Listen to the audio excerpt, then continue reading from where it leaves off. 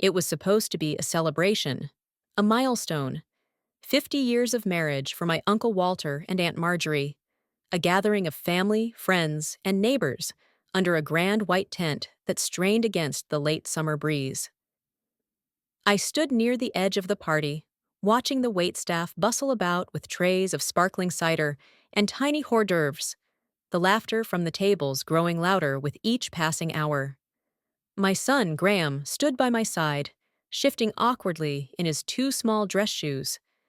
He was 11 years old, polite, kind, gentle in a way most boys his age had long since abandoned. I had been proud of how he had dressed himself carefully that morning, smoothing down his hair, choosing a navy jacket that matched mine. But pride quickly soured to something else when my cousin Calvin spotted him. "Hey, kid!" Calvin bellowed, waving Graham over with a half-drunk smile. "Make yourself useful and grab me another drink, will ya?" Laughter erupted from nearby tables. I opened my mouth to protest, but something in the air stopped me. The subtle narrowing of eyes. The way Aunt Marjorie's lips pressed into a thin, disapproving line when she looked at me. I had seen it before. At Christmas, at birthdays, at funerals. I was not truly one of them. I was merely tolerated. Graham hesitated, looking up at me. I forced a smile and nodded. "It's all right, sweetheart." He scurried off toward the bar, weaving between clusters of people too busy talking to notice a boy dodging their knees. I stood frozen, the blood roaring in my ears. Later, when Graham returned with a drink balanced carefully in both hands, Calvin clapped him on the back so hard he nearly stumbled. "Attaboy! Servant!" The word hit harder than the slap. "Servant!" I clenched my fists at my sides, willing myself not to cause a scene. Not today. Not here. Not when any misstep would be another black mark against me. Proof that I was too sensitive, too emotional, too much. Graham handed over the drink and returned to me. His face burning with shame he was too young to fully name. I crouched beside him. "You did nothing wrong," I whispered. "Remember that." He nodded, biting his lip. We stayed on the sidelines, ignored and invisible, as speeches began. Walter stood at the head table, raising his glass. "To family," he declared. "Real family, the ones who know their place." More laughter, some glances in my direction. I smiled tightly. I stayed seated. I endured. But I felt something shifting, cracking, not just in me, but in Graham too. And neither of us knew then how quickly everything was about to change. Because even as they laughed, even as they belittled, the distant sound of blades cutting through the air was growing louder. A helicopter. And it was not here for them. The sound grew louder. A rhythmic chopping, unnatural against the easy murmuring of the party. People began to look up, shielding their eyes against the afternoon sun. "What in the world?" murmured Aunt Marjorie, her voice sharp with annoyance. Graham gripped my hand tightly. The white tent shuddered as the helicopter descended beyond the hilltop, just out of sight. There were murmurs now, uneasy glances. Someone joked about a celebrity showing up, about mistaken identities, but the tension in the air was thick enough to taste. Calvin, red-faced from too many drinks, laughed loudly. "Maybe it's a raid. Someone's finally come for Walter's tax returns." Forced laughter, nervous laughter. And still, the helicopter settled with a final thunderous burst, the blades slowing, the mechanical whine dying out into heavy silence. I rose slowly, smoothing my skirt with shaking hands. I knew what was coming. Graham looked up at me, uncertainty and trust battling in his eyes. "Stay with me," I whispered. We stepped out from under the tent as a black sedan climbed the hill, dust curling up around its wheels. The crowd shifted, eyes narrowed, whispers flared. The car stopped just short of the lawn, tires crunching against gravel. Two men stepped out, one broad-shouldered in a dark suit, The other, slimmer, sharp-eyed, carrying a briefcase. They moved with precision. Purpose. This was no accident, no coincidence. This was something planned. The taller man scanned the gathering, expression unreadable. Then his gaze landed on me. He nodded once. It was the kind of nod that could crumble walls. I felt the air shift as a wave of realization passed through the partygoers, though no one yet understood exactly what they were witnessing. The man approached, shoes sinking slightly into the soft grass. When he reached us, he removed his sunglasses, revealing clear, commanding eyes. "Mrs. Whitmore," he said, addressing me formally.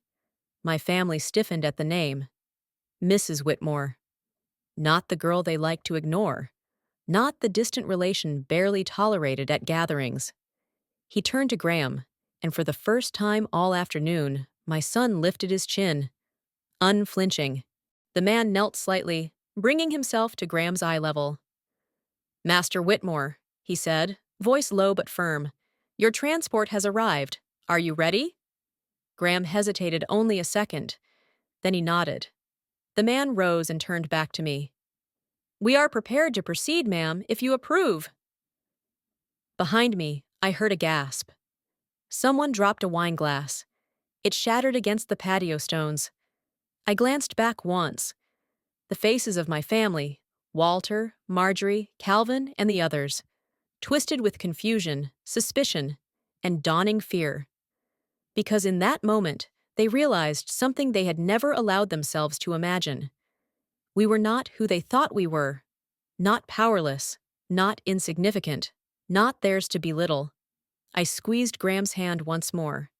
And then, together, we stepped forward toward the waiting men, toward the helicopter, toward the truth that could no longer be ignored. The world beyond the tent seemed to tilt as Graham and I crossed the lawn. The men in suits formed a protective barrier around us, their presence efficient, silent. Behind me, a stunned murmur rolled through the crowd like an incoming tide. I did not look back. I would not give them the satisfaction. We reached the helicopter, the blades now still, the door open like an invitation. The taller man, Mr. Stratton, as I would later learn, gestured toward the aircraft. "Whenever you are ready, Mrs. Whitmore," he said, his voice calm but firm. I paused. For a brief, searing moment, I thought of every dinner where Walter had mocked me for my choices. Every comment Marjorie had whispered behind her champagne glass. Every sneer, every judgment, every time they had made Graham feel less than what he was. And I decided they deserved to know. I turned slowly. The crowd had crept closer, unable to hide their curiosity anymore. Walter stood near the head table, one hand clutching the back of a chair, knuckles white. Marjorie beside him, face twisted in confusion and dawning fear.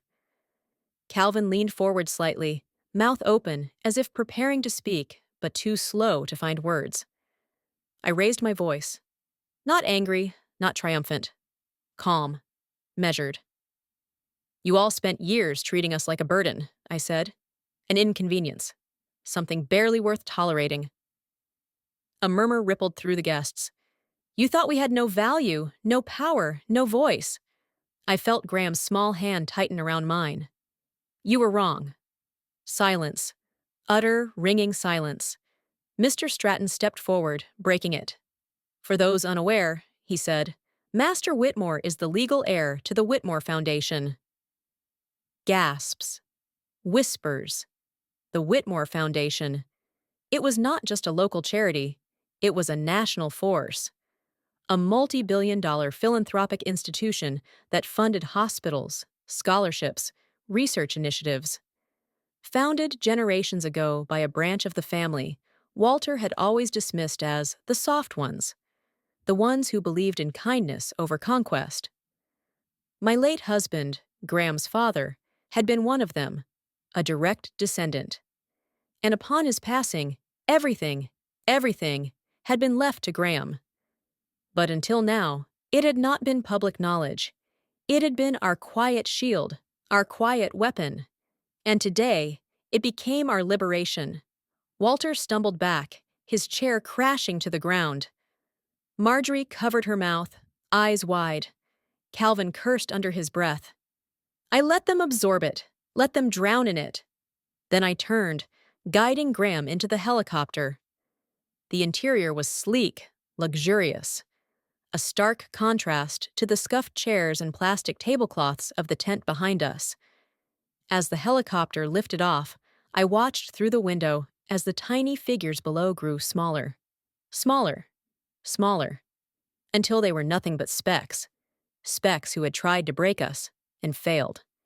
Graham leaned into me, head resting against my shoulder. Mom, he said softly, are we really free now? I kissed the top of his head. We are just getting started. The helicopter soared higher, cutting through the heavy summer air like a blade through silk. And for the first time in years, I smiled. Not the tight, polite smile I wore at family events. A real smile. A victorious smile. Because we were no longer running. We were rising. The helicopter touched down at a private airstrip just outside the city. A sleek car waited for us, driven by another man in a dark suit. Graham settled into the back seat beside me, silent but alert, his small fingers playing with the hem of his jacket. I rested a hand over his. You did well, I said softly. He nodded, but I could see the questions gathering in his eyes. Later, we would have time later. The drive took less than an hour, leading us to a discreet building in the financial district. Inside, high ceilings and quiet voices met us. Polished floors reflected our careful steps. Mr. Stratton led us into a conference room. Madam Whitmore, he said, as per the terms of Mr. Whitmore's estate, we are ready to proceed with the formal announcement. It is your decision when and how to make it public. I glanced at Graham. He was staring out the wide window at the sprawling city below, unaware of the weight settling onto his young shoulders. I want his life to stay as normal as possible, I said. No interviews, no press. Not yet. Mr. Stratton nodded respectfully. Of course. We have safeguards in place. However, he hesitated. There is the matter of your family. I sighed. I know. The phone on the table buzzed. It was the beginning of the fallout. In the days that followed, the whispers spread like wildfire. Family members who had not spoken to me in years suddenly found my number. Cousin Calvin called 3 times in one morning, each voicemail more desperate than the last. A misunderstanding, he said. We never meant to make you feel unwelcome. Marjorie sent flowers. Walter sent a terse note. Family sticks together. I tossed it in the trash without reading the rest. But the real trouble came 2 days later. A letter, formal, from Walter's attorney. A request for reconsideration regarding the distribution of the Whitmore Foundation's assets. Thinly veiled threats hidden under polite language. They wanted a piece. They thought they were entitled to it. I sat at my kitchen table, the letter crumpled in my hand, the anger simmering low and steady. Graham sat across from me, working on his homework, oblivious to the storm gathering outside our walls. I would not let them take another thing from us. Not this time. The next morning, a black SUV idled at the end of our driveway for over an hour. Watching, waiting. I called Mr. Stratton. We anticipated this, he said calmly. We will escalate security measures. Let them watch, I said, surprising myself with the steel in my voice. Let them see what they threw away. He paused. And what about the formal gala next month? The gala, the one event where the Whitmore Foundation's new leadership would be introduced. The event where the world, and my family, would be forced to publicly acknowledge Graham for who he truly was, for who he had always been. I closed my eyes. The decision was already made. We'll be there, I said. Outside the window, The SUV finally pulled away, its dark shape swallowed by the distance. But I knew it would be back. They were not done. Neither was I. Not by a long shot. The days blurred into each other. Security cameras were installed at the house. Mr. Stratton assigned a rotating team to monitor any unusual activity. Still, I felt the walls pressing in. I was no longer afraid for myself. But Graham was everything. Every laugh, every sleepy smile, every glance over his shoulder to make sure I was near. It all reminded me why I had to see this through. The calls from Walter's lawyer became more aggressive. First polite, then insistent, then threatening. They hinted at family unity, then at litigation, and finally, in a final desperate voicemail, at public disgrace. I saved every message, every threat. The harder they pushed, the stronger my resolve grew. They had underestimated me for so long, they could not imagine I was capable of fighting back. Their mistake. 2 weeks before the gala, another crack appeared in the facade. It came in the form of a visitor. I was in the garden with Graham when the car pulled up. Not the black SUV that had lurked before. A different vehicle, modest, older, out of place among the sleek, threatening cars that had begun to populate the edges of our lives. The man who stepped out was lean, his posture uncertain. At first, I did not recognize him. Not until he spoke. "Cliff Whitmore," he said, voice rough from years of cheap whiskey and cheaper excuses. Graham stiffened beside me. I felt it too, the cold slither of old memories down my spine. Cliff, my husband's estranged cousin, the family embarrassment no one had spoken about since he vanished a decade earlier. He smiled, tight, untrustworthy. "I heard about the boy," he said, nodding toward Graham. "Thought maybe I ought to pay my respects." Respect was the last thing Cliff Whitmore had ever offered anyone. "I think you should leave," I said, keeping my voice level. He shoved his hands into the pockets of his jacket. "Listen, I'm not looking for trouble. Just figured maybe there's a way we can help each other." "I don't need help." "You might," he said with a smirk. "Soon as the lawyers start crawling all over you. Soon as the board starts asking questions. You think they're gonna let a woman like you run a foundation like that forever?" I said nothing. He laughed, low and ugly. "You're the weak link, always have been. They're just waiting for you to slip." Behind me, Graham's hand found mine. I squeezed it once. Firm, certain. Cliff leaned in slightly, voice dropping. "Let me in, and I can make some problems disappear." I stared at him, really seeing him now. Every crack in his teeth, every threadbare fiber of his cheap coat. A man who would sell out his own blood for a few dollars more. "No," I said. His face darkened. "You're making a mistake." I smiled thinly. "I've made plenty. This won't be one of them." Without another word, he turned and stalked back to his car, gravel crunching under his boots. As he drove away, I knew it wasn't the end. People like Cliff never disappeared quietly. They waited, lurked, struck when they thought you were alone. I pulled Graham closer. "We're not alone," I whispered, "and we would never be alone again. Not while I still had breath in my body. Not while my heart still beat in defiance against the ones who had tried to bury us." The weeks narrowed into days. Every morning, Graham and I followed the same quiet routine. Breakfast, homeschooling, afternoon walks with the security detail never more than a few paces behind. It was a strange life. Lonely in ways I had not expected. It turned out there were very few people you could trust once the world found out your child controlled a fortune.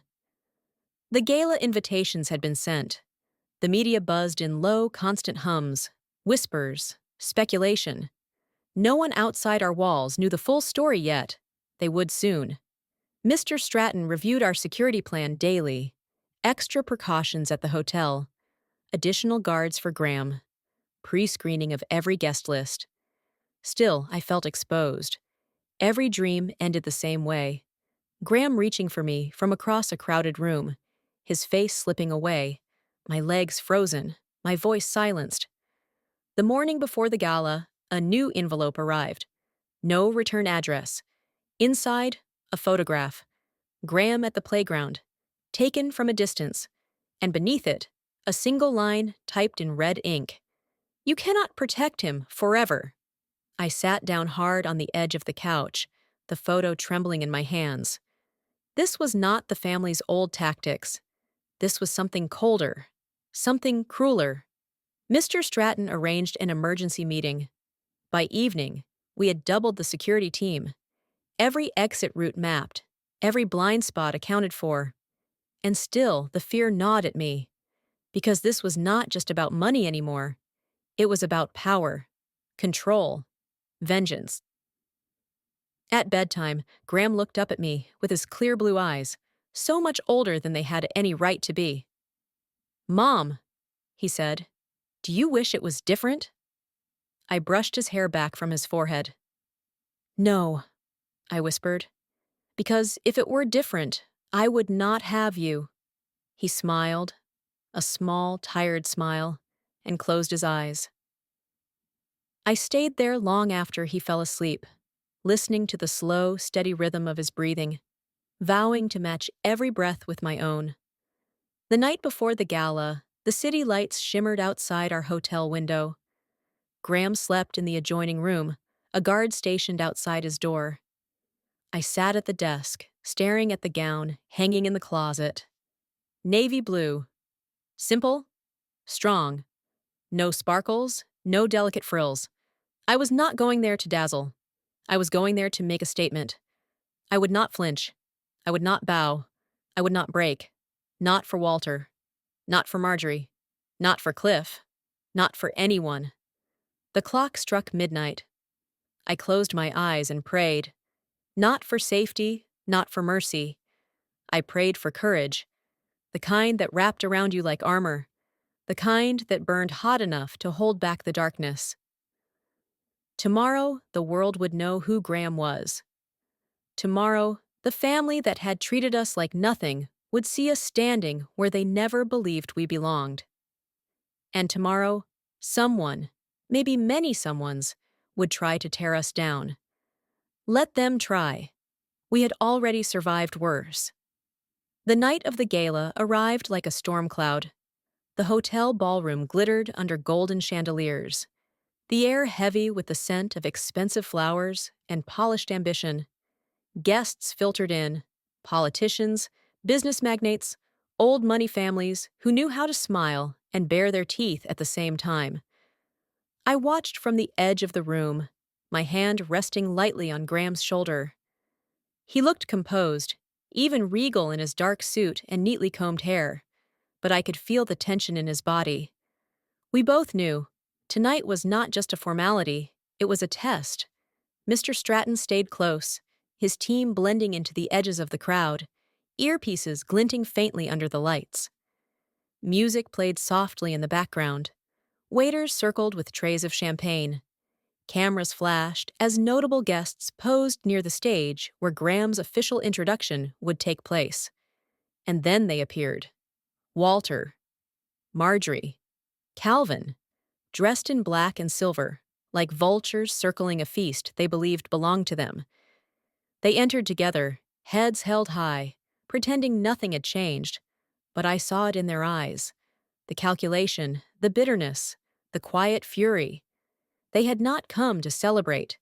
They had come to strike. Walter was the first to break ranks. He made his way through the crowd, past clusters of murmuring guests, stopping just short of where Graham and I stood. "You're looking well," he said smoothly, as if we were casual acquaintances. I said nothing. He leaned in slightly, lowering his voice. "You think this ends tonight? A few signatures? A few speeches? You have no idea what you're stepping into." Graham shifted closer to me. I met Walter's gaze head-on. "You taught me exactly what I'm stepping into," I said. "Every insult, every slight, every time you made my son feel small. Walter's smile tightened. You're out of your depth. I was born in the deep, I said quietly, and I am not drowning. Walter's mask slipped for just a moment, enough for me to see the desperation underneath. Then he turned away, blending back into the crowd. The speeches began, polished voices echoing off the marble floors, praising the legacy of the Whitmore Foundation, its contributions to education, healthcare, and innovation. And finally, Graham's moment. The announcer's voice rang out, full of ceremony and pride. Ladies and gentlemen, please welcome Master Graham Whitmore, the future steward of the Whitmore Foundation. Applause rose, polite but curious. All eyes turned toward us. Graham stepped forward, guided gently by Mr. Stratton. He climbed the small stage, the overhead lights catching the golden highlights in his hair. He stood at the podium, barely tall enough to reach the microphone without a small step stool quietly provided by an aide. He looked out at the sea of faces, not afraid, not trembling, steady. He spoke briefly, thanking the board for their trust, vowing to honor the legacy of his ancestors, speaking of service and responsibility in words no 11-year-old should have to carry, but somehow did with grace. It was only a few minutes, but it changed everything. As he finished, the applause swelled, and I saw it, the realization settling over the room. This boy was not a figurehead, he was a force, and the people who had underestimated him, who had underestimated us, were already too late to stop it. But Walter was not done. Neither was Marjorie. Neither was Cliff, who lurked somewhere unseen, waiting. As the final applause faded and the orchestra began to play, Walter made his move. I caught the glimpse of a document in his hand, thick, official-looking. He was speaking quickly now, moving toward a small cluster of board members, trying to gather signatures, trying to sow doubt, trying to start a coup before the ink on Graham's legacy even dried. I moved fast, cutting across the floor, intercepting him before he could do more damage. You really thought you could erase us that easily, Walter hissed under his breath. You erased yourself, I said, loud enough for others to hear. Eyes turned, phones lifted, pictures were taken. Walter's face flushed dark red. You don't belong in this world, he snapped. And yet, I said, smiling calmly, here we are. Mr. Stratton appeared at my side, his presence a silent warning. Walter hesitated, trapped, surrounded not by guards, but by witnesses. The very thing men like him feared most. He dropped the document into a trash bin and stormed out, Marjorie and Calvin trailing behind him. The music rose again. The crowd turned its attention back to the celebration. And Graham, my beautiful, brave son, stood quietly in the center of it all, claiming the place they tried so hard to deny him, claiming it not with anger, but with dignity, the kind they could never buy, no matter how many signatures they forged. The music rose and fell like a tide against the marble walls. For the first time in what felt like years, I allowed myself a sip of champagne, letting the coolness ease the tightness in my throat. Graham was tucked safely beside Mr. Stratton now, engaged in quiet conversation with the chairman of the board, a kind man with silver hair and sharp eyes who seemed genuinely impressed with my son's poise. Across the ballroom, the crowd swirled in easy, glittering circles, their earlier tension dissolving into laughter and clinking glasses. But beneath it all, I could feel the shift. The danger had not disappeared. It had simply changed shape.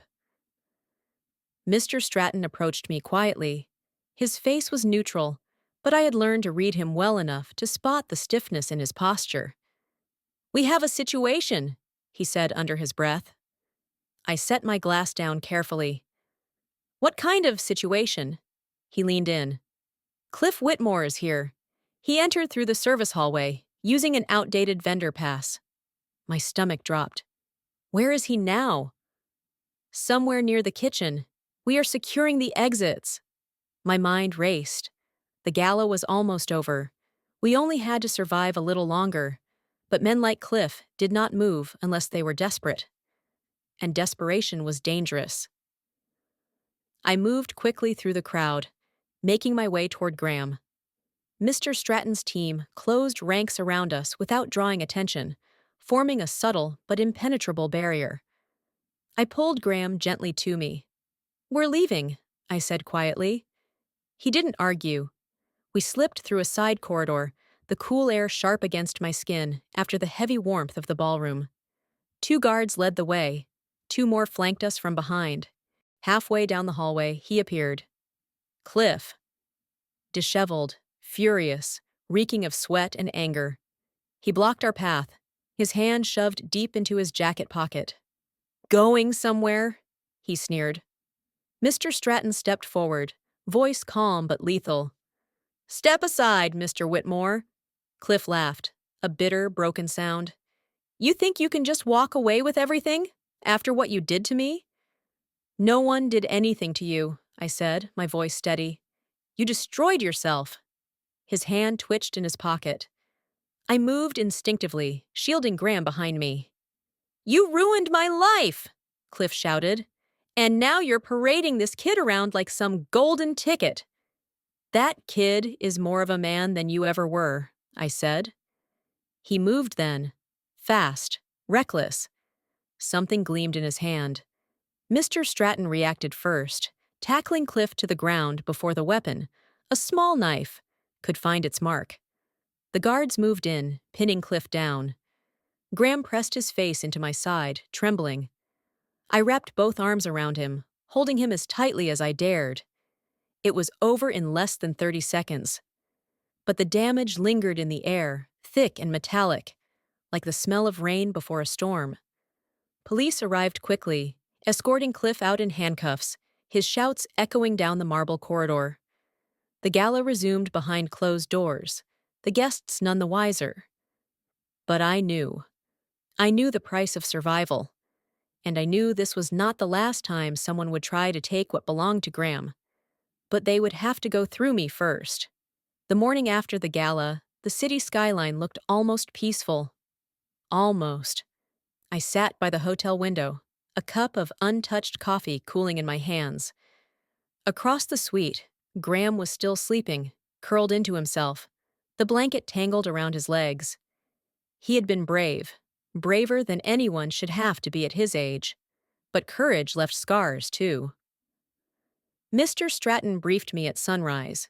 Cliff had been formally charged with attempted assault and unlawful trespassing.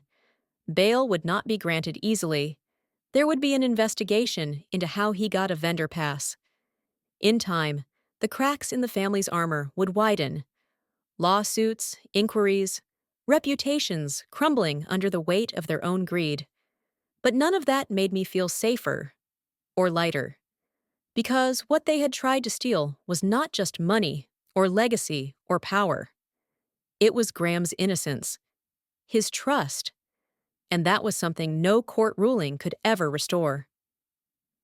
By mid-morning, reporters were camped outside the hotel, hungry for quotes, for scandal, for blood.